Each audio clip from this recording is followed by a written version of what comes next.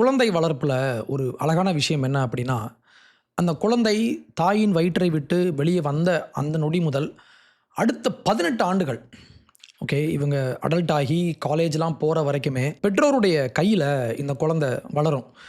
கையிலனா லிட்ரலா அந்த first moment அந்த குழந்தைய கையில வாங்கி ஒரு அப்பாவாக, ஒரு அம்மாவாக நீங்க அதெல்லாம் அனுபவிச்சு பார்த்தீங்கன்னா, அது வேற மாதிரியான ஒரு ஃபீல். கையில அந்த குழந்தைய தூக்கி, அந்த குழந்தைய நீங்க பார்த்து, அத நீங்க ரசிச்சு, இவ்வளவும் செஞ்சதுக்கப்புறம் என்ன ஆகும் அப்படின்னா, அந்த குழந்தைக்கும் உங்களுக்குமான அந்த ஒரு பாண்ட் அது எப்படி போகும் அப்படின்னா, அந்த குழந்தையினுடைய பாடியில, பிசிக்கல் பாடியில ஒவ்வொரு பகுதியும் நீங்க கவனிச்சிருப்பீங்க. சின்ன சின்ன டீட்டெயில்லாம் இருக்கும். எங்க மச்சம் இருக்கு? எந்த இடத்துல என்ன கலர் இருக்கு? ஆ எவ்வளோ சைஸ்ல இருக்கு? அந்த குழந்தையினுடைய கை எப்படி இருக்கு? அது ரொம்ப ஸ்கின்னியா இருக்கா? இல்ல ஃபேட்டியா இருக்கா? இந்த மாதிரி ஈச் அண்ட் எவ்ரி டீட்டெயிலையும் ஒரு பேரண்ட்டாக நீங்க கவனிக்க ஆரம்பிப்பீங்க. அதனால தான் அந்த குழந்தைகிட்ட ஒரு சின்ன ஒரு சேஞ்ச் வந்தா கூட, ஒரு அப்பாவால, இல்ல ஒரு அம்மாவால ரொம்ப ஈஸியாக கண்டுபிடிச்சிட முடியும். பிசிக்கலி மட்டும் இல்ல, எமோஷனலி, மென்டலி. ஒரு குழந்தை இப்போ என்னுடைய பையன் எடுத்துக்கலாமா? அவன் சின்ன வயசா இருக்கும்போது நவ் ஹி இஸ் 4. 1 மாச குழந்தையா இருந்த அந்த டைம்ல இருந்து என்னுடைய மனைவி அவன என்கிட்ட குடுத்துட்டு போயிருவாங்க. ஏதோ ஒர்க் இருந்தா என்கிட்ட குடுத்துட்டு போயிருவாங்க. என் வேலை என்ன அப்படின்னா, இவர கையில வச்சுக்கிட்டு, அடியில ஒரு பில்லோ வச்சுப்பேன். ஒரு பில்லோ வச்சுட்டு, அந்த பில்லோ மேல இவன தூக்கி போட்டு, 1 மாச குழந்தை. அ இப்படி வச்சுட்டு, இப்படியே ஆட்டணும். இப்படி, இப்படி ஒரு பக்கம், இப்படி ஒரு ரவுண்டு, இப்படி ஒரு ரவுண்டு இவர ஆட்டணும். நீங்க இப்படி ஆட்டுறத ஸ்டாப் பண்ணிட்டீங்கன்னா, உடனே கத்த ஆரம்பிச்சுரும். ஸோ, எனக்கு குடுத்த டைம்ல நான் அப்படித்தான் செய்யணும். அந்த குழந்தைய மேனேஜ் பண்ணி அழாம பார்த்துக்கணும். அப்படி நம்ம கையில நம்ம ஒரு குழந்தைய வச்சு நம்ம வளர்க்கும்போது, அந்த குழந்தையினுடைய ஒவ்வொரு அங்கத்தையும் நம்ம வந்து கவனிச்சிருப்போம். அப்போ இந்த குழந்தை வளர்ந்து வரும்போது ஒரு சின்ன மாற்றம், லைட்டா ஒரு நாள் அந்த குழந்தை வந்து வேற மாரி பிஹேவ் பண்ணுச்சு, இல்ல வேற மாதிரி ஏதாவது ஒண்ணு இருந்துச்சுன்னா, ஒரு பேரண்ட்டால ரொம்ப ஈஸியாக கண்டுபிடிக்க முடியும். டேவிட் ஷெஃப் அப்படின்ற ஒரு ரைட்டர் ஒருத்தர் இருக்காரு. இவர் யாருன்னா, நியூயார்க் டைம்ஸ் இந்த மாதிரி இன்டர்நேஷனல் பத்திரிக்கைகள்ல, முக்கியமான பத்திரிக்கைகள்ல எழுதக்கூடியவர். ஃப்ரீலான்சராக ஒர்க் பண்றாரு. இவருடைய மகன் நிக்கோலஸ் ஷெஃப் அப்படின்ற ஒரு பையன். நிக் ஷெஃப் அப்படின்னு சொல்லி. இந்த பையனுக்கு வயசு 18. அம்மாவும் இவரும் டிவோர்ஸ் பண்ணி போயிட்டாங்க. இவங்க 2 பேரும் ஒண்ணா இல்ல. இவர் தான் இந்த பையன எடுத்து வளர்த்துட்டு இருக்காரு. ரொம்ப சின்ன வயசுலேருந்து நான் சொன்ன மாதிரி ரொம்ப அன்போடு அந்த அந்த பையன, அம்மா இல்ல, அம்மா பிரிஞ்சு போயிட்டாங்க அப்படின்ற அந்த ஒரு விஷயம் தெரியாத மாதிரி ரொம்ப அன்பா பார்த்துக்கிட்டாரு. இந்த 18 வயசுல இந்த பையன்கிட்ட சின்ன சின்னதாக மாற்றங்கள்லாம் ஏற்பட ஆரம்பிக்குது. நான் சொல்ற இந்த ஃபேமிலி ஸ்டோரி இது உண்மையா நடந்த ஒரு சம்பவம். இந்த பையன் ரொம்ப ஒரு அன்பான ஒரு குடும்பம். நல்ல பையன். அப்பா கூட ரொம்ப க்ளோஸா இருக்கான். அவனுக்கு எந்த பிரச்சனையும் இல்ல. சர்ஃபிங் போறான். கடல்ல சர்ஃபிங் போறான். புத்தகம் வாசிக்கிறான். அப்பா கூட வெளிய போறான். Normal family. ரொம்ப ரொம்ப ஒரு நார்மலான ஒரு சந்தோஷமான ஃபேமிலியாக தான் இவர் இந்த பையன வளர்த்தாரு. ஆனா திடீர்னு ஒரு நாள், இந்த மொமெண்ட் வந்து ரொம்ப முக்கியம். நல்லா போயிட்டு இருக்கும்போது சடனா ஒரு சேஞ்ச். ஒரு நாள் முழுக்க தூங்குறான். யார் கூடயும் பேச மாட்றான். ரொம்ப ரிசர்வ்டா இருக்கான். வீட்ல வச்சிருந்த பணமெல்லாம் காணாம போகுது. வெயிட் சடனா வெயிட் லாஸ். பயங்கர வெயிட் லாஸ் ஆகுது. இவனுடைய கண் எப்பவுமே ஒரு மாரி நீர் கோர்த்துக்கிட்டு, கண்ணீரா வந்துகிட்டு, கண் ஒரு மாதிரி அன்யூசுவலா இருக்கு. இத எல்லாமே ஒரு அப்பாவால ரொம்ப ஈஸியாக கண்டுபிடிக்க முடியும். ரொம்ப ஈஸியா கண்டுபிடிச்சிடலாம். டேவிட் ஷெஃப் இப்ப என்ன நெனச்சாருன்னா, சரி வளர்ற பையன் 18 வயசு ஆயிடுச்சு. அடாலசென்ஸ்ல இருக்கான். ஒரு ஒரு டிரான்சிஷன்ல இருக்கான். ஸ்கூல் முடிச்சுட்டு காலேஜ் போற அந்த ஏஜ். இது ஒரு சாதாரணமான இந்த ஏஜ்ல உள்ள ஒரு வயசு கோளாறுன்னு இவர் நெனச்சாரு. ஆனா ஒரு நாள் இந்த பையனுடைய அறையில, அந்த ரூம்ல மெத்தஃபெட்டமைன் அப்படின்ற அப்படின்ற ஒரு போதை மருந்து அங்க கிடைச்சது. அந்த மொமெண்ட் இருக்கு இல்லையா? அந்த மொமெண்ட் ஒரு தந்தையாக இவர ரொம்ப உடைச்சிருச்சு. என் புள்ள இன்னும் சாகல. அவன் என் கூட தான் இருக்கான். ஆனா ஸ்லோவா இவன் என்ன விட்டு டிஸப்பியர் ஆயிட்டே இருக்கான். இவன் என்ன விட்டு தூரமா போயிட்டே இருக்கான். அப்படின்றத அவரு ஃபீல் பண்ண ஆரம்பிச்சாரு. அதுக்கப்புறம் என்னாச்சு அப்படின்ற இந்த கதைய பியூட்டிஃபுல் பாய் அப்படின்ற ஒரு புத்தகமாக, ஒரு ஒரு மெமோவாக, ஒரு வாழ்க்கை சரித்திரமாக டேவிட் ஷெஃப் எழுதியிருப்பாரு. மிக முக்கியமான ஒரு புத்தகம். இந்த புத்தகத்தெல்லாம் படிச்சுட்டு கண் கலங்காம இருக்க முடியாது. ஒரு தந்தையினுடைய போராட்டம். போதைக்கு அடிக்ட் ஆயிட்டான். வாழ்க்கையில அடுத்து நம்ம போகணும். அடுத்து நம்ம படிக்கணும். நெக்ஸ்ட் ஸ்டெப்புக்கு நம்ம போணும். இதுவரைக்கும் நீ என் கூட நீ வளர்ந்த, இப்போது இண்டிபெண்ட்டாக நீ படித்து உன் வாழ்க்கையில் நீ வேற ஒரு ஸ்டெப்புக்கு நீ போகணும், அடுத்த லெவலுக்கு நீ போகணும். ஆனால் அந்த ஒரு கிராஸ் ரோட்ஸ் நம்ம சொல்லுவோம்ல, ஒரு முக்கியமான ஒரு ஜங்ஷனில் ஒரு பாயிண்டில் இந்த பையன் ட்ரக் அடிக்டாக மாறி வீடு ஃபுல்லாக வாந்தி பண்ணி வச்சு இந்த மாதிரிலாம் ரொம்ப மோசமான சம்பவங்கள்லாம் நடக்கும்போது ஒரு தந்தையாக அவர் ரொம்ப உடஞ்சிருவார். இந்த புத்தகம் முழுக்க ஒரே ஒரு கேள்வி தான், என் புள்ள எங்கே போயிட்டான்? இவன் இங்கே தான் இருக்கான், ஆனால் இவன் என் கூட இல்லை, வேற ஏதோ ஒரு உலகத்தில் வாழ்ந்துட்டு இருக்கான். இவன் இந்த வேர்ல்டில் நான் தான் இவனுக்கு அப்பா, நம்ம வாழ்க்கையில் நம்ம என்ன செய்யணும், நம்ம என்ன சாதிக்கணும், நமக்கு முன்னால் என்ன இருக்குது அப்படின்ற எந்த ஒரு விஷயத்தையுமே நினைக்காம இவன் என் கூட இருக்கான், ஃபிசிக்கலாக இருக்கான். ஆனால் இவனுடைய மனசு எல்லாமே நெக்ஸ்ட் ஷாட் நம்ம எப்போ போடுவோம், அடுத்து எப்போ நம்ம போதையை ஏற்றுவோம் அப்படின்னு தான் இவனுடைய மைண்டு ஒர்க் ஆகிட்டு இருக்கு. என் புள்ள எங்கே போயிட்டான் அப்படின்ற வேர் டிட் மை சன் கோ, இவ்வளோ தான். இந்த 4 வார்த்தையை வேறு விஷயமா வேறு வேரியண்ட்டாக இவர் இந்த புத்தகம் முழுக்க இவர் கேட்டுக்கிட்டே இருப்பார். இந்த புத்தகம் ஏன் என்னைய ரொம்ப அடிச்சுது அப்படின்னா, இது நம்ம நினச்சிட்டு இருக்கோம் ட்ரக் அடிக்ட் அப்படின்றவங்க வேறு ஏதோ அவங்க ரொம்ப கெட்டவங்க, அவன் எங்கேயாவது ஓரமாக உட்காந்து குடிச்சிட்டு போதையில் இல்லை மருந்து ஏற்றிட்டு அப்படி உட்காந்துட்டு இருப்பான், இந்த மாதிரி கும்பலுக்கு தான் போதை அப்படின்ற விஷயம் கிடைக்கும், இவன் தான் போதைக்கு அடிக்டாவாக நம்ம நினச்சிட்டு இருப்போம்ல. அப்படி இல்லை. எந்த ஒரு சாதாரணமான நல்ல குடும்பத்துக்கும் இந்த ஒரு கேடுகட்ட ஒரு சம்பவம் நடக்க முடியும். இவன் கிரிமினலாக இருக்கான், இவன் புள்ளிங்கோவாக இருக்கான், இவன் ரோட்டில் பொறுக்கிட்டு திரியிறான், இந்த மாதிரி கும்பல் தான் கேங்ஸ்டராக இருப்பான், கொலை பண்ணுவான், இந்த மாதிரி கும்பலுக்கு தான் இதெல்லாம் கிடைக்கும், ட்ரக்கு கிடைக்கும், இவங்க தான் இப்படி திரிவாங்க ரோட்டில் நம்ம நினச்சிட்டு இருப்போம். ஆனால் அப்படி இல்லை. ஒரு நல்ல குடும்பம், ஹாப்பியான குடும்பம், நல்ல பையன், அந்த பையனுக்கு அவர் எந்த குறையும் வைக்கல, அவனை ரொம்ப நல்லா பார்த்துக்கிட்டாரு.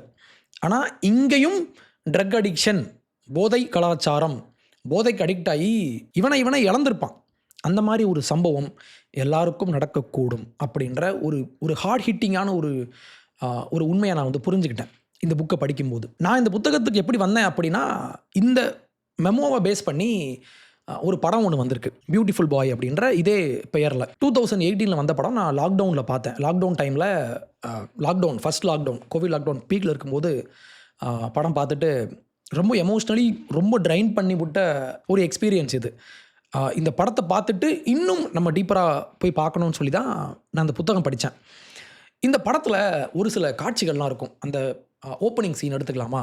அந்த சீன் நான் உங்களுக்கு ப்ளே பண்ணுறேன், நீங்கள் பாருங்கள். இவர் போய் பேசுவார் இன்னொருத்தர்கிட்ட போயிட்டு. அந்த ஓப்பனிங் சீனில் நம்ம அதை பார்த்துடலாம். It's about my son. Okay, how can I help?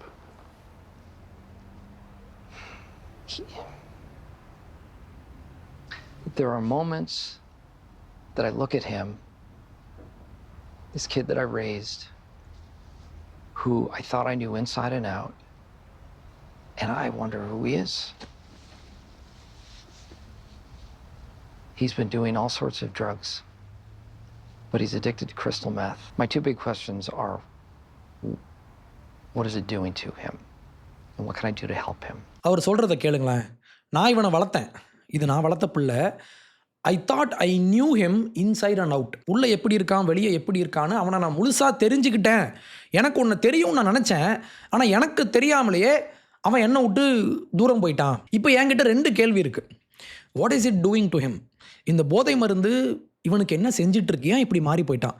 இந்த போதை மருந்து இவனுடைய உடலுக்குள் புகுந்து இவனை எப்படி மாற்றிட்டுருக்கு? What can I do to help him? அவனை எப்படி நான் காப்பாற்றி கொண்டு வரலாம் அப்படின்ற இந்த 2 கேள்வியோட இந்த படம் ஆரம்பிக்கும்.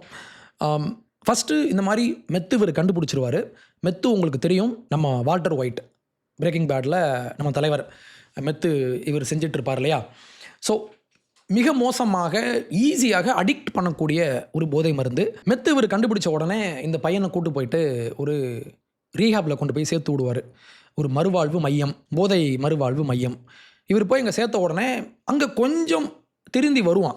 ஏன்னா இவனை மாதிரி பல பேர் அங்கே இருப்பாங்க, அவங்கக்கிட்ட பேசுவான், இவனுக்கு மெடிக்கல் ட்ரீட்மெண்ட் கொடுப்பாங்க, அதையும் தாண்டி கவுன்சிலிங் கொடுப்பாங்க. இதெல்லாம் நல்லா ஒர்க் ஆகும். ஒரு 2-3 மந்த்ஸ் அங்கே இருப்பான். இருந்துட்டு ஓகே இப்போ கொஞ்சம் பரவாயில்ல, போதையை விட்டு வெளியே வந்துட்டான்னு இவர் நம்பிட்டு இருப்பார். ஒரு நாள் அந்த ரீஹாப் சென்டர்லேருந்து இவன் காணாமல் போயிருப்பான். இவங்க அங்கேருந்து அப்பாவுக்கு கால் பண்ணுவாங்க. அவர் உடஞ்சி போயிடுவார். காரை எடுத்துகிட்டு, ரொம்ப ஒரு ஹார்ட் பிரேக்கிங்கான ஒரு சீன், காரை எடுத்துகிட்டு ரோடாக அலைவார். மழை பெஞ்சிட்ருக்கோம், நீங்கள் இந்த சீன் பார்க்கலாம். மழை பெஞ்சிட்ருக்கோம், ரோட்டில் இவர் போய் தேடி போவார், ஒவ்வொரு ஸ்ட்ரீட்டுக்காக போவார். இங்கே இருப்பான் அப்படின்னு சொல்லி தேடி போனால் கடைசியில் ஒரு ஒரு குப்பை மாதிரி ஒரு ஏரியாவில் வீடு இல்லாமல் ரோட்டில் படுத்து கிடப்பான் இந்த பையன். இவர் அழுதுகிட்டே அவனை தூக்கிட்டு வந்து காரில் உட்கார வச்சு அப்போ இவன் வாந்தி பண்ணிடுவான். அந்த சீன்லாம் ரொம்ப மனசு உடையும். ஏன்னா ஒரு பேரண்ட்டாக நீங்கள் வந்து யோசிச்சு பாருங்களேன், உங்கள் பிள்ளை உங்களை விட்டு அப்படியே தூரமாக போயிட்டே இருக்கான். அவன் இன்னொரு சப்ஸ்டன்ஸை இவன் நம்பி வாழ்ந்துட்டு இருக்கான். இவனுக்கு அப்பா தேவையில்ல, அம்மா தேவையில்ல, இவனுடைய கரியர் தேவையில்ல, வாழ்க்கையினுடைய எதிர்காலம் தேவையில்ல.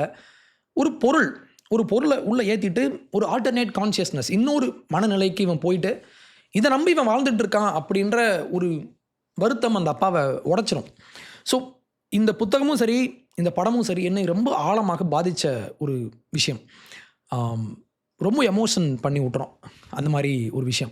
ஏன் சொல்கிறேன் அப்படின்னா, போதை கலாச்சாரம் அப்படின்றது இன்றைக்கி நம்ம ஊரில் ரொம்ப கிளாமரைஸ் பண்ணப்பட்டு காட்டப்பட்டிருக்கு மீடியாவில். பிரபல ரவுடி, பிரபல போதை கடத்தல் மன்னன் இப்படிலாம் இவங்க நியூஸ் போடுவாங்க. நமக்கு பார்க்கும்போது பெரிய ஆள் போல அப்படின்னு தெரியும் நமக்கு.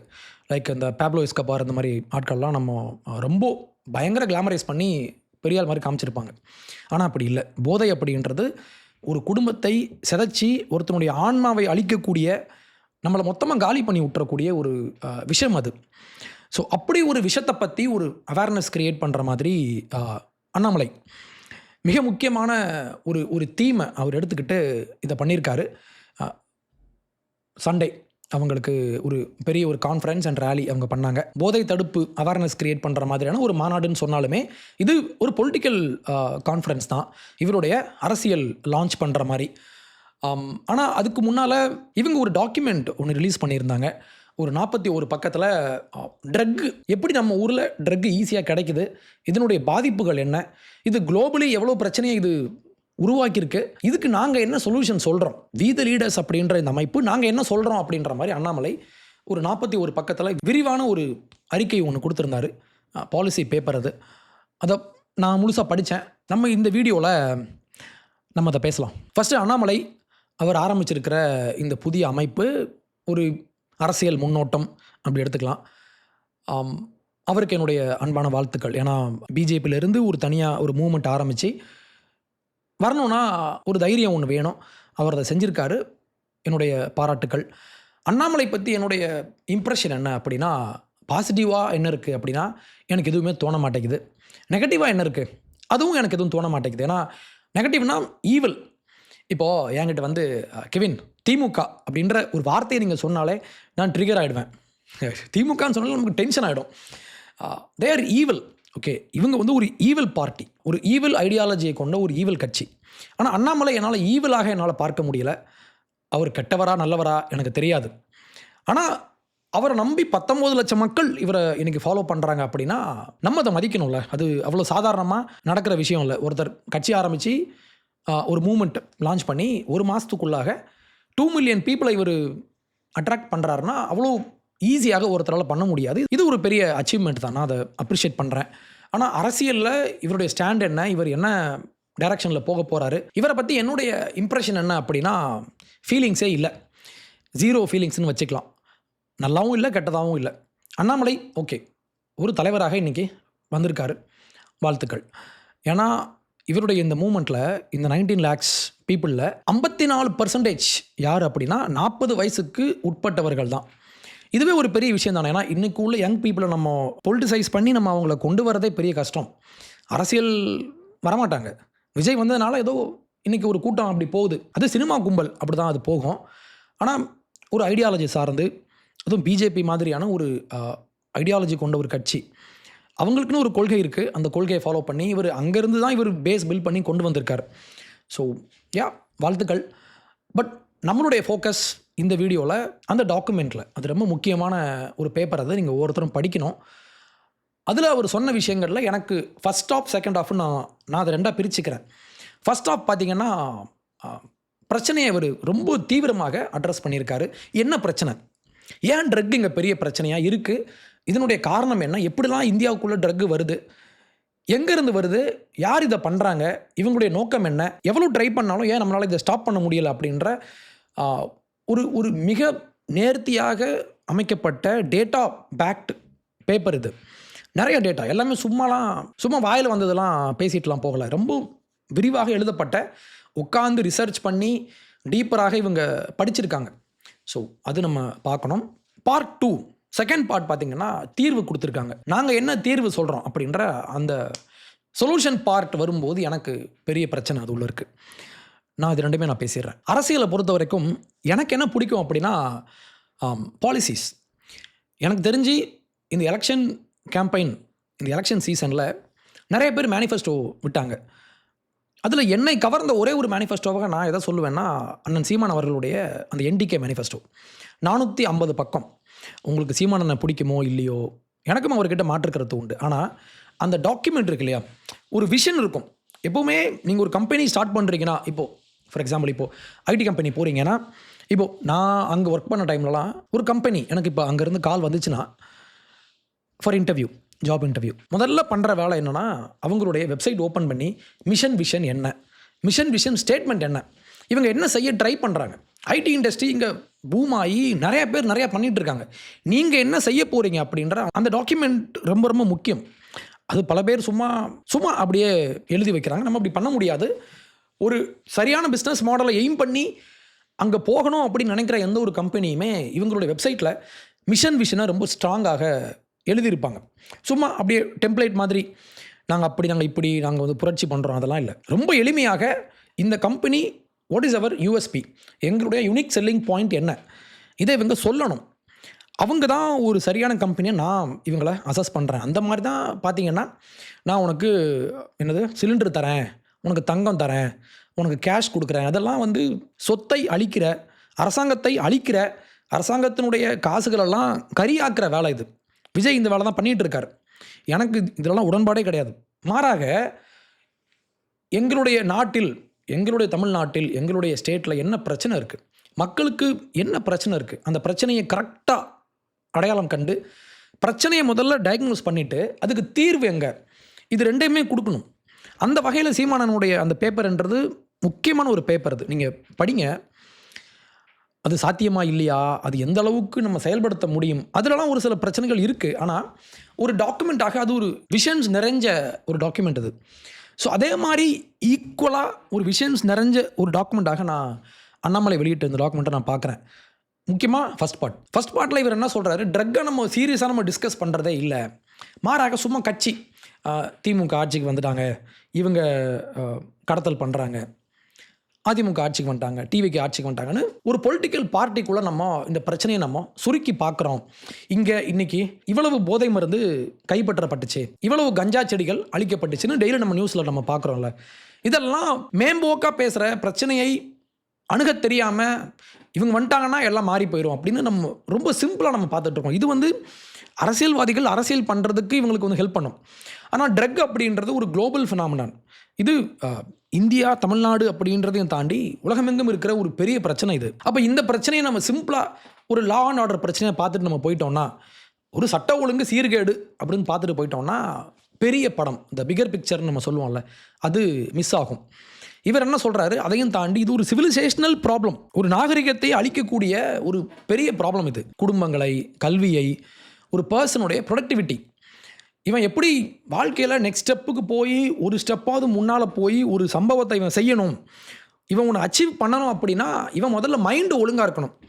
இவனே மென்டலாக அப்படியே பறந்துட்டு இருந்தான்னு வைங்களேன், ஒன்றும் நடக்காது.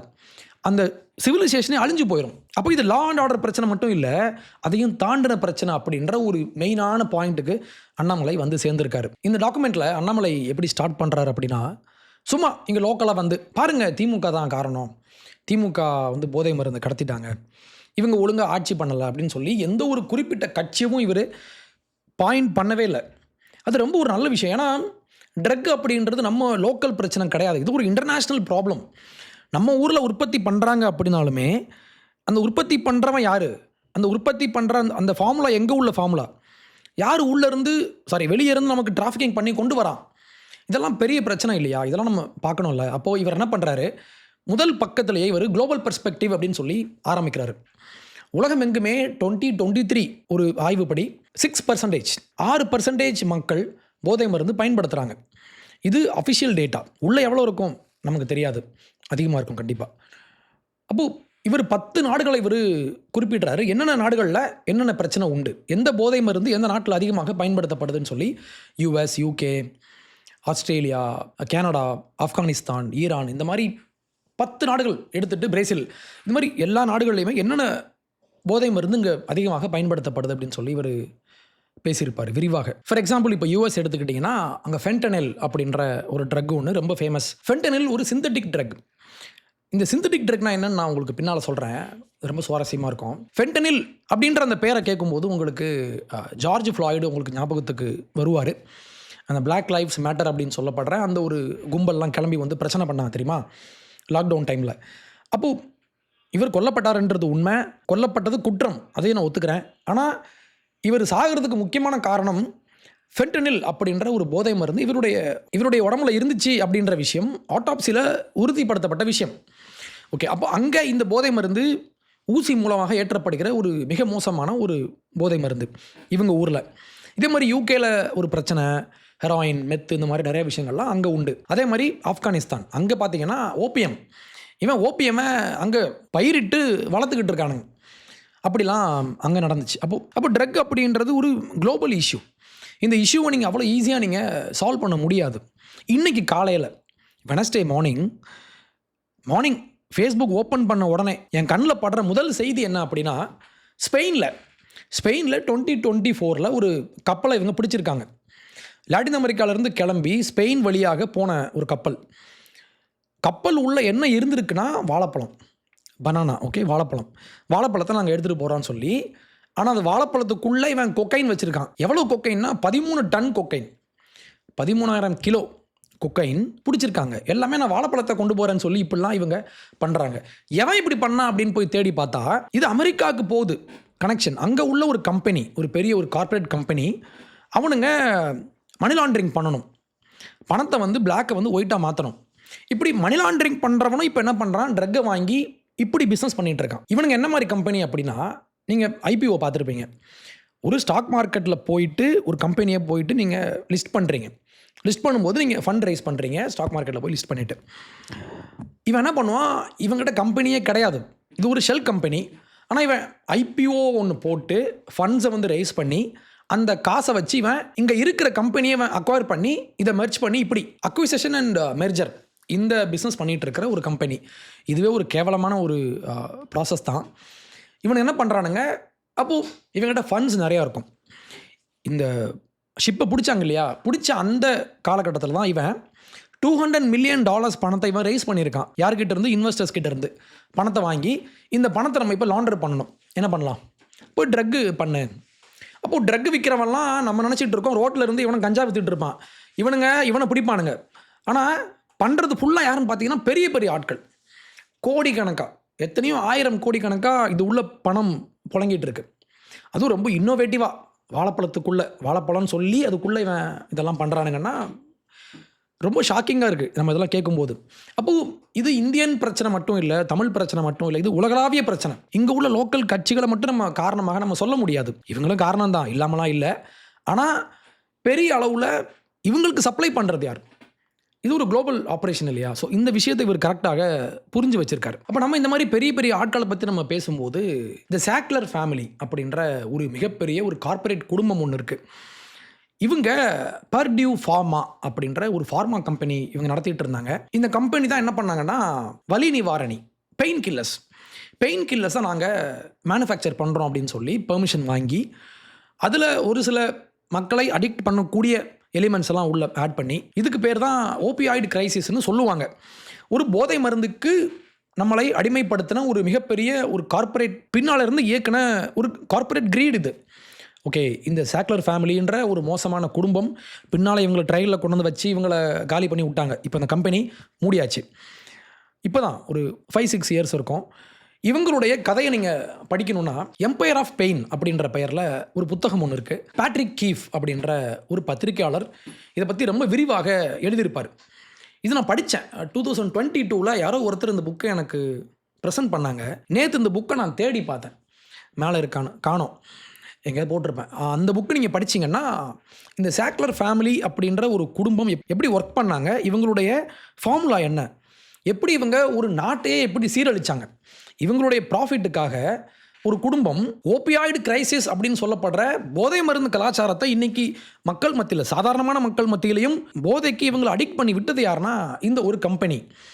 அப்போ இதெல்லாம் நீங்கள் படிச்சிங்கன்னா இந்த போதை கலாச்சாரம் எங்கேயோ ஒரு கார்னரில் நடக்குது, எங்கேயோ ஒரு ரோட்டில் எவனோ பண்ணிகிட்டு இருக்கான், அப்படி இல்லை. இவங்க இந்த பர்டியூ ஃபார்மான்ற இந்த கம்பெனி உருவாக்கின ஆக்சிகான்டின் அப்படின்ற ஒரு பெயின் கில்லர் தான் இது. இந்த பெயின் கில்லர் எப்படி ஒரு மெடிசன் எப்படி போதை பொருளாக மாறிச்சு, இவங்க ஏன் இதை உருவாக்குனாங்க, ஏன் யாரும் இவங்களை ரெகுலேட் பண்ணல, இந்த மாதிரி நிறைய கேள்விகளை இவர் கேட்டிருப்பார் பேட்ரிக்.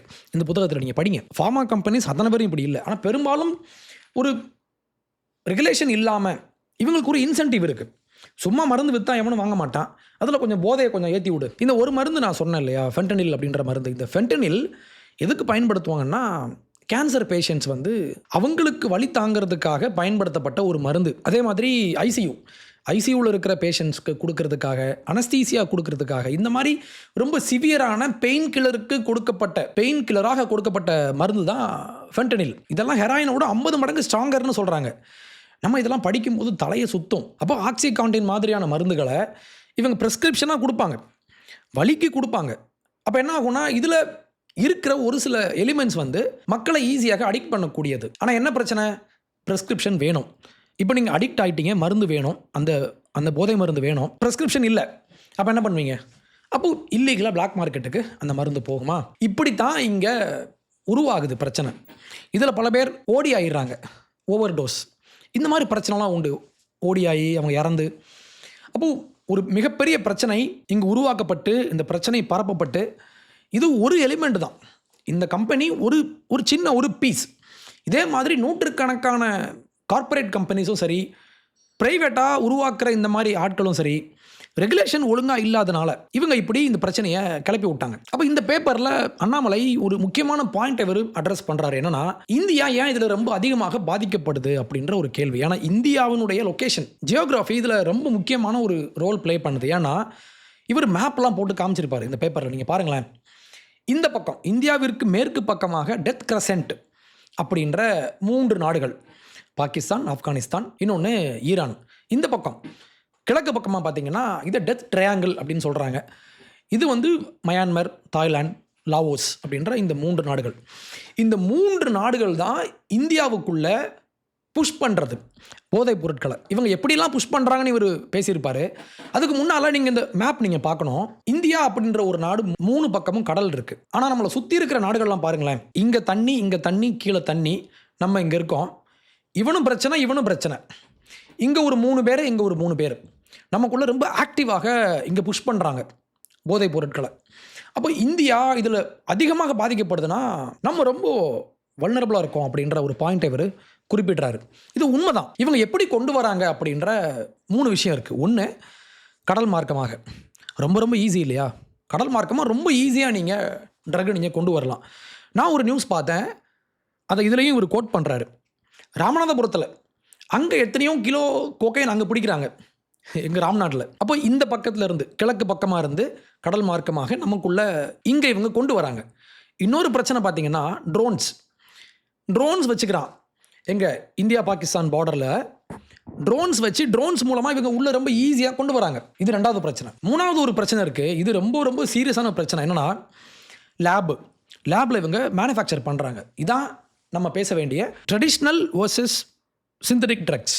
இது முக்கியம். ட்ரெடிஷ்னல்லாம் என்ன அப்படின்னா, ஓபியம் இப்போ எங்கேருந்து வருது, பாப்பின்ற அந்த ஒரு செடி. கொக்கைன் எங்கேருந்து வருது, கோகோ லீவ்ஸ் அப்படின்னு சொல்லப்படுற அந்த ஒரு செடி மூலமாக வருது. அதே மாதிரி கேனபிஸ், நம்ம கஞ்சா செடி. அப்போ இது அக்ரிகல்ச்சர் சார்ந்த ஒரு விஷயம். அதுக்கு சரியான வெதர் இருக்கணும், ஃபார்மிங் பண்ணுறதுக்கு லேண்டு வேணும், நீங்கள் இதை ஒழுங்காக நீங்கள் இதை கல்டிவேட் பண்ணணும். அப்போது ட்ரெடிஷ்னலாக நீங்கள் போதை மருந்து நீங்கள் தயாரிக்கிறீங்கன்னா ஜியோகிராஃபிக்கலி இங்கே ஒரு லிமிடேஷன் இருக்குது, இங்கே மட்டும்தான் விளையும் அப்படின்னு சொல்லி. இதனால தான் நம்ம ஒண்டிப்புலியார் வாழ்ந்துட்டு இருக்கிற அந்த கொலம்பியாவில் கொக்கைன் ரொம்ப ஃபேமஸ். இந்த பக்கம் நம்ம ஆப்கானிஸ்தானில் ஓபியம், அந்த பாப்பி செடியை வளர்த்து இவங்க ஓபியம் பண்ணுவாங்க. அப்போது இதில் என்ன பிரச்சனைனா, இவங்களுக்கு ஒரு லிமிடேஷன் இருக்குது, இங்கே தான் நீங்கள் வளர்க்க முடியும் அப்படின்னு சொல்லி. ஆனால் இந்த இடத்துல தான் ரொம்ப பெரிய பிரச்சனையாக இன்று உருவாகியிருக்கிற பிரச்சனை என்னென்னா, சிந்தட்டிக் ட்ரக்ஸ். நீங்கள் ஒரு லேப் ஒன்று போட்டால் போதும். லேப் நீங்கள் எங்கே வேணால் போடலாம். லேப் ஒன்று போட்டு பேசிக்கான மெட்டீரியல்ஸ் எடுத்து நீங்கள் வச்சிட்டிங்கன்னா நீங்கள் எங்கே வேணால் செய்ய முடியும் மருந்தை. MDMA, மெத்து, ஃபென்டனில், இந்த மாதிரி இவங்கெல்லாம் லேபில் உருவாகிற மருந்துகள். நீங்கள் கோயம்புத்தூரில் ஒரு லேப் போடலாம், திருச்சியில் ஒரு லேப் போடலாம், சென்னையில் போடலாம், என்ன வேணால் செய்யலாம். அப்போ இதான் பெரிய பிரச்சனை. இன்றைக்கி நம்ம யங் பீப்புள் ட்ரக்குக்கு ரொம்ப ஈஸியாக அடிக்ட் ஆகுறாங்கன்னா லேபில் உருவாகிற ட்ரக்ஸ். அப்போ இதை நம்ம கண்டெயின் பண்ணவே முடியாது. ஏன்னா இப்போது கொலம்பியாவை சுற்றி ஒரு எக்ஸாம்பிள் சொல்கிறேன். கொலம்பியன் பார்டரை ஃபுல்லாக நீங்கள் பிளாக் பண்ணிட்டீங்க, முடிச்சிட்டிங்க, ஃபுல்லாக நீங்கள் அவங்கள பிளாக் பண்ணி ஐசோலேட் பண்ணிட்டீங்க. அப்படி நடக்கலை எதுவுமே. ஆனால் வந்துருச்சுல்ல, அங்கே இருந்தால் நான் இன்றைக்கி உலகமெல்லாம் போச்சு. அப்போ நம்ம அதை கண்டெயின் பண்ண முடியலை. பட் அட்லீஸ்ட் நம்ம ஒரு இமேஜினேட்டிவாக நம்ம ஒரு கோடு போட்டு நம்ம பிளாக் பண்ணி நம்ம இவங்கள தடுக்க முடியும், சாத்தியம்.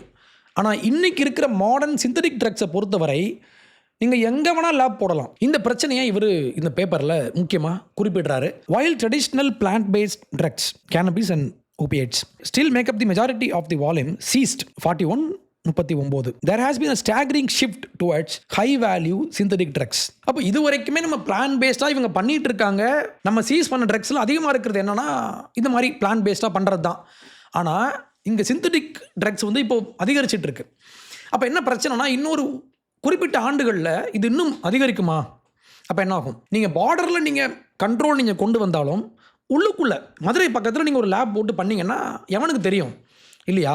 நீங்கள் பார்டரை நீங்கள் சீல் பண்ணிருவீங்க, இவன் உள்ளே வந்துட்டானே. அப்போ இந்த பிரச்சனையை நம்ம அட்ரஸ் பண்ணி ஆகணும் அப்படின்னு முக்கியமான ஒரு பாயிண்ட்டை அண்ணாமலை சொல்கிறாரு. இதில் இன்னும் ஒரு டேட்டா என்னை ரொம்ப டிஸ்டர்ப் பண்ணிச்சு. 2021 கொக்கைன் இந்திய அளவில் கைப்பற்றப்பட்ட சீஸ் பண்ணப்பட்ட கொக்கைனில் 83.24% எங்கேருந்து எடுத்தாங்கன்னா ஒன்லி இன் தமிழ்நாடு. மொத்தம் பிடிச்ச 364 கிலோவில் 303 கிலோ இவங்க எங்கேருந்து எடுத்தாங்கன்னா நம்ம ஊரில். ஆனால் இப்போ கொஞ்சம் குறைஞ்சிருக்குன்றதையும் இவர் சொல்கிறாரு. ஆனால் 5 வருஷத்துக்கு முன்னால் வரைக்கும் இங்கே எவ்வளோ அதிகமாக இருந்திருக்குன்னு பாருங்கள். இதெல்லாம் முடிச்சுட்டு 41 பக்க டாக்குமெண்ட்டில் 25 பேஜஸ்லாம் இவர் டயக்னோஸ் பண்ணிட்டார். இதாங்க பிரச்சனை. அப்போ இது லோக்கல் பிரச்சனை இல்லை, இன்டர்நேஷ்னல் பிரச்சனை. லோக்கலி இவங்க எப்படிலாம் பண்ணுறாங்க, எப்படி இதை உள்ளே கொண்டு வராங்க, எல்லாம் இவர் பேசியாச்சா? இது வரைக்கும் பேப்பர் சூப்பராக இருக்குது, செம்ம சூப்பர். அடுத்து 2வது பார்ட், நாங்கள் என்ன தீர்வு சொல்கிறோன்னு ஒன்று ஆரம்பித்தார் பார்த்தீங்களா? எனக்கு அங்கே நெஞ்சு பிடிச்சிட்டு நான் உட்காந்துட்டேன், என்னங்கய்யா சொல்கிறீங்க அப்படின்னு. நம்ம அதையும் பார்த்துருவோம். 15 பக்கத்துக்கு இவர் தீர்வு சொல்லியிருக்காரு. ஆனால் 15 பக்கத்துலேயும் திருப்பி என்ன வருது அப்படின்னு பார்த்தீங்கன்னா, அவேர்னஸ் க்ரியேட் பண்ணுங்கள், இல்லைனா பாதிக்கப்பட்டவங்களுக்கு மறுவாழ்வு கொடுங்க. இந்த 2 விஷயம் தான் திருப்பி பேசப்பட்டிருக்கு. அதுலேயும் முக்கியமாக அவேர்னஸ் க்ரியேட் பண்ணணும் அப்படின்னு சொல்லி. யூஎஸில், சிங்கப்பூரில், தெலுங்கானா இந்த மாதிரி பகுதிகளெலாம் இவங்க என்ன செய்கிறாங்க, எப்படி இவங்க அவேர்னஸ் க்ரியேட் பண்ணுறாங்கன்னு இவர் பேசி வச்சுருக்காரு. அவேர்னஸ் க்ரியேட் பண்ணணும் தான், ஆனால் இது ஒரு 10% மட்டும் தான் பண்ண வேண்டிய ஒரு தீர்வு இல்லைங்க, இப்படி பண்ணாதீங்க. இவர் ஒரு எக்ஸாம்பிள் ஒன்று சொல்கிறாரு. யூஎஸில் அக்டோபர் மாதம் இந்த ரெட் ரிப்பன் வீக்னு ஒன்று சொல்லுவாங்க. இது என்னென்னா போதைக்கு எதிரான ஒரு அவேர்னஸ். இவங்க என்ன பண்ணுவாங்கன்னா எல்லாருமே ரெட் கலரில் இவங்க ரிப்பன் கட்டிக்கிட்டு இது ஒரு அடையாளமாக, ஒரு சிம்பாலிக்காக போதைக்கு எதிரான நிற்கலாம் அப்படின்னு சொல்லி ஒரு சிக்னல் தராங்க, அவ்வளோதான். இதே பேப்பரில் பேண்ட்வேகன் எஃபெக்ட்னு ஒரு கான்செப்டை இவர் சொல்கிறாரு. பேண்ட்வேகன் எஃபெக்ட்னு நம்ம சொல்லுவோம். நிறைய பேர் இதை ஃபாலோ பண்ணுறாங்க, அப்போ நம்மளும் ஃபாலோ பண்ணணும் அப்படின்ற ஒரு சிக்னல் இது கொடுக்கும். இதே மாதிரி அண்ணாமலை இப்போ என்ன சொல்கிறாரு, நம்ம வந்து ஒயிட் பேண்ட் அப்படின்னு சொல்லி ஒரு மந்த் நம்ம கடைபிடிக்கணும். ஒயிட் பேண்ட் மந்த், ஜூலை மாதம் எல்லாம் கையில் ஒயிட் கலரில் பேண்டு போட்டுட்டு நம்ம பிளட்ஜ் எடுத்துக்கணும், உறுதிமொழி எடுத்துக்கணும், கிளப்பு வச்சுக்கணும், ஸ்போர்ட்ஸ் நடத்தலாம், ஸ்கூலில் போயிட்டு நம்ம பிள்ளைங்களுக்கு அவேர்னஸ் க்ரியேட் பண்ணலாம். இந்த மாதிரி கிளப்பு, ஸ்போர்ட்ஸு, இந்த மாதிரி சின்ன விஷயங்களும் நம்ம அவேர்னஸ் க்ரியேட் பண்ணலான்னு இவர் சொல்கிறாரு. இதையும் தாண்டி எனக்கு என்ன ரொம்ப வேடிக்கையாக இருந்துச்சுன்னா, ஸ்கூலில் போயிட்டு நம்ம எஸ்ஏ காம்படிஷன் வைக்கணும்னு சொல்கிறாரு. எஸ்ஏ காம்படிஷனாக எஸ்ஏ எழுத வச்சு பாருங்கள், போதைக்கு எதிராக நம்ம அவேர்னஸ் க்ரியேட் பண்ணலான்னு இவர் சொல்கிறாரா? ரொம்ப சில்லியாக இருக்குது. இப்போ விஜய் பண்ணாரே, ஸ்போர்ட்ஸை எடு, ட்ரக்ஸை விடு, ஹூ கேர்ஸ்?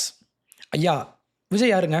விஜய் வந்து சோஷியல் ஆக்டிவிஸ்டா இல்லை போதை மருந்துக்கு எதிராக பேசக்கூடிய ஒரு அவேர்னஸ் க்ரியேட் பண்ணுற ஒரு கேம்பெயின் ரன் பண்ணுற ஒரு கேம்பெயினரா? இவர் அதிகாரத்தில் இருக்கார். எனக்கு தான் பிரச்சனை. இப்போது அண்ணாமலையுமே ஒரு ஆக்டிவிஸ்டாக இருந்துட்டாருன்னா பிரச்சனை இல்லையே. ஆனால் இவர் பொலிட்டிக்கல் ஆஸ்பிரேஷன் உள்ள ஒரு பொலிட்டிஷியன்.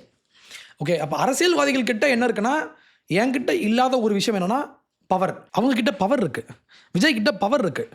இவர் உங்கள் பவரை வச்சு நீங்கள் ட்ரக்கை ஸ்டாப் பண்ணுறதுக்கு என்ன பண்ணுறீங்கன்னு கேட்டால், நான் வந்து மேரத்தான் ஓடுறேன் அப்படின்னு ஓடிட்டு இருக்காங்க. அதே மாதிரி இந்த ஸ்லோகன், ஸ்போர்ட்ஸை எடுத்துட்டோன்னா ட்ரக்ஸு போயிடும். எத்தனை பேர் sportsmen and sportswomen drugs use பண்ணுறாங்க தெரியுமா? அப்போது அது அந்த முயற்சியை நான் அப்ரிஷியேட் பண்ணுறேன். ஏன்னா ட்ரக் அப்படின்றது ஒரு இவங்களை அடிக்ட் பண்ணி இதுக்குள்ளே இவங்களை கொண்டு போயிடும். இப்போ இவங்க இதுக்கு ஆல்டர்னேட்டாக வேற ஒரு ஆக்டிவிட்டி பண்ணணும், விச் இஸ் ஸ்போர்ட்ஸ்னு இவங்க நம்புகிறாங்க. நான் அதை ஒத்துக்கிறேன். ஆனால் மெயின் பிரச்சனை என்ன, அரசியல்வாதிகள் என்ன செய்யணும்? இப்போது உங்கள் வீட்டுக்குள்ளே ஒருத்தன் வந்துட்டான், நீங்கள் ஃபேமிலியாக உட்காந்துருக்கீங்க, நீங்கள் ஃபேமிலியாக உள்ளே இருக்கீங்க. ஒருத்தன் இங்கே ஒரு ஹோம் இன்வேஷன் நடக்குது, ஒருத்தன் கத்தி எடுத்துகிட்டு வந்துட்டான். அப்போ என்ன பண்ணுவீங்க? நீங்கள் அப்பாவாக இருக்கீங்க இல்லை அம்மாவாக இருக்கீங்க, என்ன பண்ணுவீங்க? உங்கள் பிள்ளைகிட்ட போயிட்டு, அம்மா பாருங்கள், நம்ம இங்கெல்லாம் நம்ம ஒளிஞ்சிக்கணும், நம்ம ரொம்ப கவனமாக இருக்கணும், டேபிள் கீழே ஒளிஞ்சுக்கோங்க, சேரு கீழே ஒளிஞ்சுக்கோங்க, சவுண்டு விட்டுறாதீங்க, கவனமாக இருங்க, நம்ம இப்படிலாம் சொல்லுவோம்ல. அது முக்கியமாக அதை நீங்கள் செய்யணும். ஆனால் ஒரு ஃபாதராக ஒரு மதராக நீங்கள் என்ன பண்ணணும்? You must protect your family first. அப்போ என்ன பண்ணணும்? கத்தி எடுத்துகிட்டு போய்ட்டு சொருகணுமா இல்லையா? அவனை வெளியே நிற்கிறான்ல, இவனை நீங்கள் அடிக்கணுமா இல்லை நீங்கள் இங்கே உட்காந்துட்டு இவங்களுக்கு நீங்கள் அட்வைஸ் பண்ணிகிட்டு இருக்கணுமா? So advice is important. Advice பண்ணுறதுக்கு ஆட்கள் இருக்காங்க, இவங்க இதை செய்யட்டும். நீங்கள் அதிகாரத்துக்கு வரணும்னு நினைக்கிறீங்க. நாங்கள் எதுக்கு உங்களை ஓட்டு போட்டு நாங்கள் அங்கே உங்களை உட்கார வச்சோம் அப்படின்னா, மேரத்தான் ஓடுறதுக்கோ இல்லை தங்கிலீஷில் ஸ்போர்ட்ஸை எடு, EDU ட்ரக்ஸை விடுன்னு பேசுகிறதுக்காக விஜயை நம்ம சூஸ் பண்ணல. விஜய் என்ன செய்யணும்னா ஆக்ஷன். எப்படி ட்ரக்ஸு உள்ளே வந்துச்சு, அதுக்கு நம்ம என்ன செய்யலாம் அப்படின்னு அதை தடுக்கிறதுக்கான அந்த லைஃப் லைன் நம்ம சொல்லுவோம் இல்லையா, அந்த லைஃப் பிளட்டை இவங்க ஸ்டாப் பண்ணணும். ட்ரக்ஸு என் ஊருக்குள்ளே எப்படி வருது, அதுக்கு நான் என்ன செய்யணும், என்னோடய என்ஃபோர்ஸ்மெண்ட் எப்படி ஒர்க் பண்ணுறாங்க, என்னுடைய போலீஸ் ஃபோர்ஸ், என்னுடைய டீம் எப்படி ஒர்க் பண்ணுறாங்க, அவங்கள வேலை வாங்கி இதை ஸ்டாப் பண்ணுறதுக்கு வழியை நீங்கள் தேடுவீங்களா? இல்லை நீங்கள் இங்கே உட்காந்துட்டு நான் ஒயிட் பேண்ட் போட்டு நான் அவேர்னஸ் பண்ணுவேன் நீங்கள் சொல்லுவீங்களா? இது ரொம்ப ரொம்ப பிற்போக்குத்தனமான ஒரு போக்கு. இது கண்டிப்பாக பலனளிக்கும். எப்படின்னா, ஒரு ஆமாங்க ஏதோ பண்ணுறாங்க அப்படின்னு சொல்லி, ஆனால் இது ஆக்சுவல் ட்ரக்கை இது ஸ்டாப் பண்ணுமானா ஸ்டாப் பண்ணாது. அப்போ இங்கே ஸ்டேட் அப்படின்ற ஒரு என்டிட்டிக்கும் ஒரு மெஷினுக்கும் நமக்கும் வித்தியாசம் இருக்குது. நம்ம என்ன செய்யலாம்னா, இப்போது ஒரு இண்டிவிஜுவலாக நான் அட்வைஸ் பண்ணலாம். ஒரு பேரண்ட்ஸாக நான் ஒரு முயற்சி எடுத்து நான் இவங்களை கன்வின்ஸ் பண்ண ட்ரை பண்ணலாம். இல்லை மக்களே பாருங்கள், பிள்ளைங்களே பாருங்கள், இது தப்பு. நீங்கள் கோயிலில் இல்லை சர்ச்சில் இல்லை மாஸ்கில் நீங்கள் பிரச்சாரம் பண்ணலாம், ஸ்கூலில் பிரச்சாரம் பண்ணலாம், படங்களில் பிரச்சாரம் பண்ணலாம், நாவல்ஸில் பிரச்சாரம் பண்ணலாம், புத்தகங்களில் நீங்கள் எழுதி பிரச்சாரம் பண்ணலாம், ட்ராக்ஸ் கொடுக்கலாம், பேம்ஃப்ளெட் பண்ணலாம், நீங்கள் சோஷியல் மீடியா கேம்பெயின் பண்ணலாம், எல்லாமே பண்ணலாம். ஆனால் ஸ்டேட் என்ன செய்யணும்னா, உங்களுக்கு மோரல் அட்வைஸ் கொடுக்க வேண்டிய வேலை ஸ்டேட்டுக்கு இல்லை. ஸ்டேட் ஃபோர்ஸ், ஸ்டேட்டுக்கிட்ட தான் ஃபோர்ஸ் இருக்குது. இதையும் தாண்டி ஸ்டேட்டுக்கிட்ட தான் மொனாப்பலி ஆஃப் ஃபோர்ஸ் இருக்குது. வாட் இஸ் மொனாப்பலி ஆஃப் ஃபோர்ஸ் அப்படின்னா, என்கிட்ட இல்லாத அதிகாரம் எல்லாமே இவங்ககிட்ட மட்டும்தான் இருக்குது. தேர் மொனாப்பலி.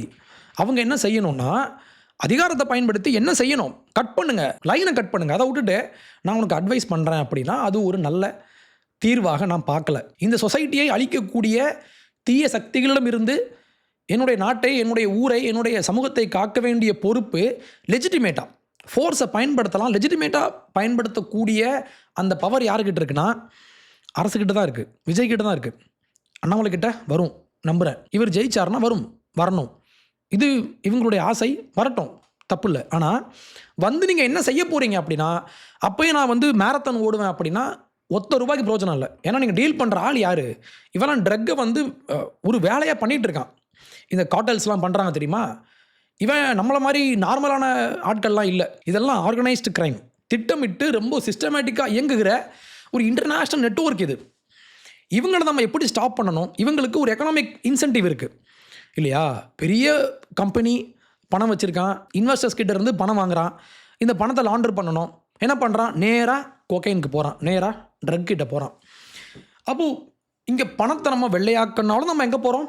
ட்ரக் கிட்ட நம்ம போகிறோம். அப்போ இப்படி ஒரு கேங் இங்கே ஆப்ரேட் ஆகும்போது, அதிகாரத்தை பயன்படுத்த உரிமை பெற்ற, அதிகாரத்தை கையில் வைத்திருக்கிற அரசாங்கம் அவேர்னஸ் நான் ஒர்க் ஆகலைன்னு நான் சொல்ல மாட்டேன், ஒர்க் ஆகும். ஆனால் இப்போ நோலன் வந்திருக்காரு நம்ம ஊருக்கு, ஆடிசி படத்தை ப்ரமோட் பண்ணுறதுக்காக மும்பை வந்திருக்காரு. அவர் ஐமேக்ஸ் தேட்டரில் போய் இப்போது உட்காந்துருக்காரு. இப்போ படம் ஸ்டார்ட் பண்ண போகிறாங்க ஆடிசி. இவர் இங்கே உட்காந்துருக்காரு. இங்கே படத்தில் ஃபஸ்ட்டு சீனே நான் தான் முகேஷ் இருமிக்கிட்டு ஒருத்தன் இருப்பானா?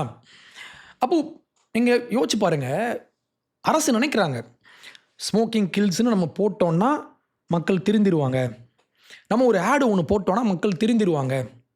இப்போது 2013 உடி ஆலன் ஒரு டைரக்டர் இருக்கார். உடி ஆலனுடைய படம் ப்ளூ ஜாஸ்மின் நினைக்கிறேன், ஆமாம், ப்ளூ ஜாஸ்மின் தான். ப்ளூ ஜாஸ்மின் ஒரு படத்தை இந்தியாவில் இவங்க ஸ்க்ரீன் பண்ணோம். ஓகே. ஆனால் உட்டி ஆலனுடைய படம்ன்றது ஒரு மாஸ் ஆக்ஷன் படமோ பெரிய அட்வென்ச்சர் படமும் கிடையாது. இது சிம்பிளான குவைட்டான love drama, romantic comedy, romantic drama. இந்த ஜான்ராவில் தான் இவர் ஒர்க் பண்ணுவார். அப்போது இவருக்கு ஆடியன்ஸ் கம்மி, ஓகே, ஸ்கோப்பும் கம்மி நம்ம ஊரில். அவர் படம் அவ்வளோ ஈஸியாக இங்கே வராது. அப்போ வந்துச்சு. அப்போ காங்கிரஸ் அரசு என்ன பண்ணாங்க தெரியுமா? இல்லை, நீ ஸ்மோக்கிங் கில்ஸ் நீ போடணும் உன் படத்தில் அப்படின்னு சொன்ன உடனே இவர் அப்படி ஒன்றும் தேவையில்லைன்னு சொல்லிட்டு படத்தை எடுத்துகிட்டு போயிட்டார். படமே இங்கே ஸ்க்ரீன் பண்ணல. அரசாங்கத்தினுடைய வேலை.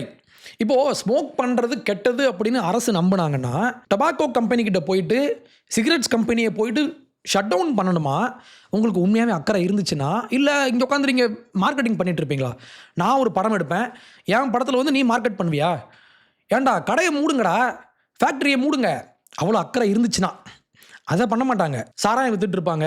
அரசாங்கத்தினுடைய மினிஸ்டர்ஸ் சாராய ஆலை நடத்துவாங்க, ஃபேக்ட்ரி வச்சுப்பேன் உற்பத்தி பண்ணுவான். ஆனால் என்ன சொல்லுவான்னா, மது நாட்டுக்கும் வீட்டுக்கும் கேடுன்னு எழுதி வைப்பான். எழுதி வச்சு இப்போ என்ன பிரயோஜனம்? அப்போது மதுவை நீங்கள் ஸ்டாப் பண்ணணும்னா அதை ரெகுலேட் பண்ணுங்கள். அதை ஸ்டாப் பண்ணுங்கள். ஸ்டாப் பண்ண முடியாது, பட் ரெகுலேட் பண்ணுங்கள். நல்ல குவாலிட்டியான சரக்காக கொடுங்க. நீங்கள் கொடுக்குறதெல்லாம் விஷத்தை ஊற்றி கொடுத்துட்டு அவன் செத்துருவான். அதுக்கப்புறம் இவனுக்கு மறுவாழ்வு மையம்னு ஒன்று கட்டி வச்சு இவன் அங்கே போய் போட்டு அதுக்கப்புறம் விளம்பரம் வேறு, ஸ்மோக்கிங் கில்ஸ் அப்படின்னு சொல்லி. எவ்வளோ அபத்தமாக இருக்குல்ல? நம்ம இப்படி யோசிக்கும் போது தான் அரசாங்கத்தினுடைய வேலை என்ன, இவங்களுடைய ரோல் என்னன்ற ஒரு கேள்வி ஒன்று வருதா? இதுக்கு தான் கிளாசிக்கல் லிபரலிசம் அப்படின்ற ஒரு கான்செப்ட் ஒன்று உண்டு இன் ரைட் விங் தாட்டில். இங்கே உள்ள நிறைய பேருக்கு ரைட் விங்னாலே ஒரு மாதிரி அலர்ஜி ஆகுதுல்ல. என்னன்னா, கிளாசிக்கல் லிபரலிசம்னா என்னென்னா, இது ரைட் விங்கில் ஒரு கோர் பிலீஃப். இது என்னென்னா, அரசாங்கத்தினுடைய ரோல் என்ன? ஒரு தனி மனிதனுடைய வாழ்க்கையில் அரசாங்கம் எங்கெல்லாம் வரலாம்? நான் ஒரு 3 விஷயம் சொல்லட்டுமா? ஒன்று, இவனுடைய வாழ்க்கையை காப்பாற்றணும், டு ப்ரொடெக்ட் ஹிஸ் லைஃப். இன்னொன்று, டு ப்ரொடெக்ட் ஹிஸ் லிபர்ட்டி, இவனுடைய ஃப்ரீடம். ஒரு இண்டிவிஜுவலுடைய ஃப்ரீடமை காப்பாற்ற வேண்டிய பொறுப்பு அரசுக்கு உண்டு. இன்னொன்று, அந்த இண்டிவிஜுவலுடைய ப்ராப்பர்ட்டி, லைஃப், லிபர்ட்டி, ப்ராப்பர்ட்டி. இந்த 3 விஷயத்தை காப்பாற்றுறது தான் அரசாங்கத்தினுடைய வேலை. அரசாங்கம் எனக்கு ஆடு போடுற வேலையோ அவேர்னஸ் கிரியேட் பண்ணுற வேலையோ அரசாங்கத்துக்கு இல்லை. அரசாங்கம் என்ஃபோர்ஸ் பண்ணணும், என்னுடைய வாழ்க்கையை காப்பாற்றணும். என்னுடைய பிள்ளை ட்ரக்குக்கு அடிக்ட் ஆகி போதைக்கு போயிட்டான். எத்தனையோ பிள்ளைங்க வளர்ந்ததுக்கப்புறமும் அம்மாவை அடித்து காசு பிடுங்கிட்டு போயிட்டு டாஸ்மாக் போகிறான். அப்போது அங்கே அந்த பிள்ளையினுடைய வாழ்க்கை சீரழிஞ்சு, அந்த குடும்பத்தினுடைய வாழ்க்கை சீரழிஞ்சு, அந்த குடும்பத்தினுடைய ஃப்ரீடம் சீரழிஞ்சு, அவங்களுடைய ப்ராப்பர்ட்டி, அவங்க சொத்து அழிஞ்சு போகுது இல்லையா? இதை காப்பாற்ற வேண்டிய பொறுப்பு யாருக்கு இருக்குது? அரசுக்கு இருக்கா இல்லையா? இங்கே அரசாங்கமே சாராயத்தை விற்றுட்டு, இவங்களே சாராய ஃபேக்ட்ரி வச்சுட்டு, இவங்களே சிகரெட் கம்பெனிஸ்க்கு பெர்மிஷன் கொடுத்துட்டு இங்கே விளம்பரம் போட்டிருக்கானுங்க. அப்போது ஆர்கனைஸ்டு கிரைம் நம்ம சொசைட்டி அழிக்குது அப்படின்னா அரசாங்கத்தினுடைய முதல் வேலை இந்த ஆர்கனைஸ்டு கிரைமை நம்ம அழிக்கணும். இதை விட்டுட்டு நம்ம ஆடு போட்டோம்னு வச்சுக்கோங்களேன். எனக்கு தெரிஞ்சு லாஸ்ட் ஒரு 50 வருஷமாக நம்ம எடுத்துக்கலாம், 50 ஆண்டுகளாக சினிமாவும் சரி, திரைப்படங்கள், புத்தகங்கள் எல்லா இடத்துலையுமே ஆன்டி ட்ரக் கேம்பெயின்ஸ் ரொம்ப அக்ரெசிவாக இங்கே பண்ணப்பட்டிருக்கு. நான் உங்களுக்கு 2 விஷயம் சொல்லட்டுமா? ரெக்வைம் ஃபார் அ ட்ரீம்னு ஒரு படம் ஒன்று உண்டு, டேரன் அரோனாஃப்ஸ்கி அவர் எடுத்திருப்பார். அந்த படம் நான் 2014 15 பார்த்தேன். அப்போ நான் முடிவு பண்ணேன், இந்த படத்தை வாழ்க்கையில் இன்னொரு முறை நம்ம பார்க்கக்கூடாது. ஏன்னா ரொம்ப இன்டென்ஸாக இருந்துச்சு. ஒரு ட்ரக் அடிக்டை பற்றி தான் இந்த படம் பேசும். ட்ரக் அடிக்ட்ஸினுடைய மைண்ட் செட் எப்படி ஒர்க் ஆகும், அந்த படத்தினுடைய எண்டிங்லாம் ஒரு மாதிரி நம்மளை ரொம்ப டிப்ரெஷனாக மாற்றி விட்டுருச்சு. அந்த படத்தை நான் திருப்பி பார்க்க மாட்டேன், பார்க்க முடியாது என்னால். அப்போது ட்ரக் அடிக்ஷன் ஒருத்தனை எந்த எக்ஸ்ட்ரீமுக்கு ஒருத்தனை கொண்டு போகும். இவனுடைய உடம்பை விற்று, இவனுடைய உடம்பை ஒரு கிளப்பில் விற்று, இந்த பொண்ணு ட்ரக் வாங்கும், உடம்பை விற்றுருவாங்க, உடம்பை கொடுப்பாங்க, உடம்பை 10 பேர் பார்ப்பான், இவங்க செக்ஸ் பண்ணுவாங்க அந்த டேபிளில் உட்காந்து. இவெல்லாம் பார்த்து வலிஞ்சிட்டு இருப்பான். அத்தனை பேர் முன்னால் ஒரு பொண்ணு நிர்வாணமாக தன்னுடைய உடலை காண்பித்து அந்த பணத்தில் ட்ரக் வாங்கி தான் நான் வாழணும் அப்படின்ற இடத்துக்கு இந்த பொண்ணு போயிடும். அடுத்து டேனி பாயில் எடுத்த ட்ரெயின் ஸ்பாட்டிங்ன்ற ஒரு படம். ட்ரெயின் ஸ்பாட்டிங் 2 எனக்கு பிடிக்கல, பட் ட்ரெயின் ஸ்பாட்டிங் 1 90s வந்திருக்கும் அந்த படம், 96 நினைக்கிறேன். ரொம்ப நல்ல படம், நீங்கள் பார்க்கணும். அந்த படத்தில் அங்கேயும் இதே மாதிரி தான் ட்ரக் அடிக்ஷனுடைய வாழ்க்கை எப்படி ஒர்க் ஆகுது இதெல்லாம் பார்த்தீங்கன்னா ஒரு நல்ல மைண்டில் உள்ள எவனுமே ட்ரக்ஸை யூஸ் பண்ண மாட்டான். நீங்கள் இந்த படங்கள்லாம் பார்த்தீங்கன்னா இந்த 2 படம் ப்ளஸ் நமக்கு தெரிஞ்ச பிரேக்கிங் பேட் ஒரு ட்ராஜடி. எப்படி ஒருத்தன் ரைஸ் ஆகி வரான், இந்த ரைஸ் ஆகி இந்த பணத்தை பார்த்து இந்த மெத்து கிங், நான் ஒரு கிங் பின்னு ஒருத்தன் யோசிக்க ஆரம்பிக்கிறான் இல்லையா? அப்போது இவனுடைய ஃபால் எப்படி இருக்குது? இவனுடைய குடும்பத்தை இழந்து, இவனுடைய தன்மானத்தை இழந்து, இவனுடைய பிள்ளைகளை இழந்து, மனைவியை இழந்து, கடைசியாக இவனும் செத்து மற்றவங்களையும் கொன்று, இல்லையா? எவ்வளோ ஒரு மோசமான ஒரு ட்ராஜடி. இதெல்லாம் பார்த்து திருந்தாதவனா ஒரு ஆடை பார்த்து மாற போகிறான். நம்ம ஊரில் படத்தில் விளம்பரத்தை வச்சுருக்காங்க, ஆனால் அவங்க ஊரில், நம்ம ஊர்லேயும் சரிதான் நிறையா படங்கள். நான் சொன்னேன், இந்த 2 படத்தை எடுத்துக்கோங்க. இந்த படமே ஒரு விளம்பரம் தான். இந்த படமே ஆன்டி ட்ரக் விளம்பரம் தான். எவனா திருந்தினானா? எவனது விட்டானா? இல்லைல்ல. அப்போ இந்த பேப்பரில் மிஸ் ஆகிற ஒரு பெரிய பீஸ் என்னென்னா எக்கனாமிக்ஸ். நீங்கள் அவேர்னஸ் க்ரியேட் பண்ணுறீங்க, ஓகே, ஆனால் வேர் இஸ் எக்கனாமிக்ஸ்? அந்த ஆங்கிளில் இவர் யோசிக்கவே இல்லை. ஏன்னா ப்ராஃபிட் ரொம்ப எனாமஸாக இருக்குது, ப்ராஃபிட் ரொம்ப அதிகமாக இருக்குது. அப்படின்னா நீங்கள் இவனை அரெஸ்ட் பண்ணால் இன்னொருத்தன் வருவான். அப்போ நம்ம என்ன செய்யணும் அப்படின்னா, நான் இந்த நம்ம கரப்ஷன் வீடியோவில் நான் ஒன்று பேசியிருப்பேன். It's all about incentive. ட்ரக்கை கடத்தும் போது இந்த டிராஃபிக்கிங்கை நீங்கள் ரொம்ப ரிஸ்கியாக நீங்கள் மாற்றி விட்டிங்கன்னா எவன் அங்கே போவான்? இல்லையா? கரப்ஷனை நீங்கள் லெஸ் அட்ராக்டிவாக மாற்றணும். நேர்மையாக இருந்தால் அதுக்கு ரிவார்டிங், நேர்மையாக இருக்கிறது தான் ஒரு ரிவார்டிங்கான ப்ராசஸ் நீங்கள் புரிஞ்சுக்கிட்டிங்கன்னா ஆட்டோமேட்டிக்காக எல்லாம் இங்கே வந்துருவாங்க. ஏன்னா இங்கே தான் இவனுக்கு ப்ராஃபிட் இருக்குது, இங்கே தான் இவனுக்கு இன்சென்டிவ் இருக்குது. இதே மாதிரி தான் இங்கேயும் நீங்கள் டிராஃபிக்கிங் பண்ணுற இந்த பிஸ்னஸை நீங்கள் ரிஸ்கி பண்ணி விட்டிங்கன்னா, இதை நீங்கள் ஸ்டாப் பண்ணி நீங்கள் அதை பிளாக் பண்ணி விட்டிங்கன்னா அங்கே அந்த இன்சென்டிவ் கட் ஆகி இது நடக்காது. அதை விட்டுட்டு நம்ம கிளையை நம்ம வெட்டிகிட்டு இருக்கோம். வேற வெட்டணும். அப்போ வேற வெட்டுறதுக்கு இப்போது அண்ணாமலை கடைசியாக இந்த பேப்பரில் கடைசி 2 பக்கத்தில் 4 பிளான்ஸ் கொடுத்துருக்காரு. அடுத்த 5 ஆண்டுகளுக்கு 26 to 31 இந்த 5 ஆண்டுகளுக்கு நம்ம என்ன செய்யலாம் அப்படின்ற மாதிரி ஒரு விஷன் கொடுத்துருக்காரு. இதில் 4 பில்லர்ஸ் இருக்குது. இந்த 4ல் ஃபஸ்ட்டு பில்லர் இருக்குது பார்த்தீங்களா? இதான் நான் கேட்குறது. என்ஃபோர்ஸ்மெண்ட்டை இன்னும் நல்லா ஸ்ட்ராங்காக பண்ணுங்க. பாருங்களேன், strong enforcement and supply reduction. The primary goal must be to systematically block access to narcotics throughout Tamil Nadu. இதான் முக்கியம். டெக்கை நீங்கள் பயன்படுத்தி ஏஐ யூஸ் பண்ணி ப்ரெடிக்டிவ் போலீசிங்லாம் பண்ணுங்கன்னு இவர் ஐடியா கொடுத்துருக்காரு. இதெல்லாம் செம்ம பாயிண்ட்டு. அடுத்து 2வது பில்லர் பார்த்தீங்கன்னா இந்த ஒயிட் பேண்ட் மூவ்மெண்ட்டுன்னு சொல்லப்படுற அவேர்னஸ் ஃபேஸ். நான் இதை ஏற்றுக்க மாட்டேன். எனக்கு இதில் உடன்பாடு இல்லை அதிகமாக. ஏன்னா அவேர்னஸ் முக்கியம்.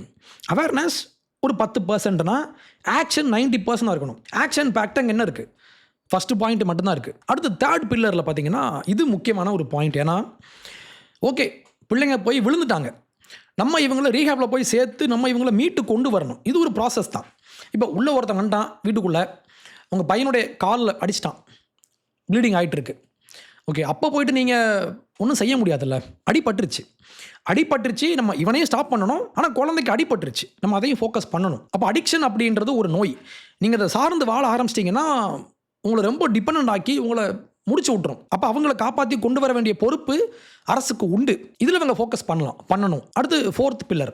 இதுலேயும் பாருங்களேன், அந்த 2nd பாயிண்ட்டை இவர் அப்படியே ரிப்பீட் பண்ணியிருப்பார். கம்யூனிட்டி ஓனர்ஷிப், ஆஃப்டர் கேர், வாலண்டியர்ஸ்லாம் வேணும், இவங்க வந்து எஜுகேட் பண்ணணும், யூத் லீடர்ஸ்லாம் வேணும், யூஎஸில் பண்ண மாதிரி இந்த ரிப்பன் ப்ரோக்ராம்லாம் பண்ணுங்கள், இந்த மாதிரி பேசியிருப்பாரா?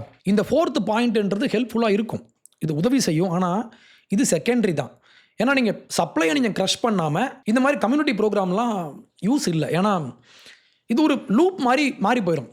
ஒருத்தன் வருவான், நம்ம அவனை மீட்டு கொண்டு வருவோம், நம்ம அவனை காப்பாற்றுவோம், இவன் திருப்பி போவான். ஏன்னா சப்ளை உள்ளே வந்துக்கிட்டே இருக்கும். அப்போ சப்ளையை முதல்ல ஸ்டாப் பண்ணுங்கள். அதுக்கு என்ன செய்யணும்? அதுக்கு உங்ககிட்ட என்ன கேம் பிளான் இருக்குது? இதான் முக்கியம். நான் ஆக்சுவலி இந்த பேப்பர் படித்தது காரணமே ப்ராக்டிக்கலாக என்ன இவர் சொல்யூஷன் சொல்கிறாரு சப்ளையை கட் பண்ணுறதுக்காக. ஆனால் அப்படி எதுவும் பெருசாக இல்லை. அப்போ உலகத்தில் உள்ள எல்லா சிவிலைசேஷனும், எல்லா நாடுகளும், எல்லா மக்களும், எல்லா கலாச்சாரத்தை ஃபாலோ பண்ணுற எல்லா மக்களுமே ட்ரக்கை ஸ்டாப் பண்ணுறதுக்கு நிறையா ட்ரை பண்ணிட்டாங்க, நிறையா அவேர்னஸ் க்ரியேட் பண்ணிட்டாங்க. ஆனால் இதை வெற்றிகரமாக யாரால ஸ்டாப் பண்ண முடியும் அப்படின்னா, நீங்கள் டிராஃபிக்கிங்கை நீங்கள் டேஞ்சரஸாக மாற்றி விடுங்க. ட்ரக் டிராஃபிக்கிங் ஒருத்தன் பண்ணான்னா இவன் செத்தான் அப்படின்ற ஒரு பயம் இவங்களுக்கு வேணும். பயம் மட்டும் இல்லை, இது உண்மையாக நடக்கணும். ஓகே, டிராஃபிக்கிங் பண்ணுற பிஸ்னஸ் தான் உலகத்திலே ரொம்ப டேஞ்சரஸான பிஸ்னஸாக இன்று மாற்றப்பட வேண்டும். ஆனால் இவன் அழகாக வாழைப்பழத்துக்குள்ளே வச்சு கொண்டு வரான். இதுக்குள்ளே ஒரு எக்கனாமிக்ஸ் இருக்குது, இதுக்குள்ளே ஒரு இன்சென்டிவ் இருக்குது, இதுக்குள்ளே ஒரு கல்ச்சுரல் ப்ராப்ளம் இருக்குது. இந்தியா வந்து ரொம்ப நடுவில். நீங்கள் பாருங்கள், இந்த பக்கம் இவன், இந்த பக்கம் இவன். நம்ம ஒரு சாண்ட்விச் மாதிரி நம்ம உள்ளே இருக்கோம். நம்மளை எப்படி நம்ம காப்பாற்றிக்கணும், அதுக்கு நீங்கள் என்ன ஆக்ஷன் எடுக்க போகிறீங்க, அது முக்கியம் இல்லை. So thanks to mister Annamalai. ஒரு முக்கியமான ஒரு டாப்பிக்கை இவர் எடுத்து பேசியிருக்காரு. கொஞ்சம் எனக்கு மாற்று கருத்து உண்டு, ஆனால் முக்கியமான ஒரு இனிஷியேட்டிவ் அது.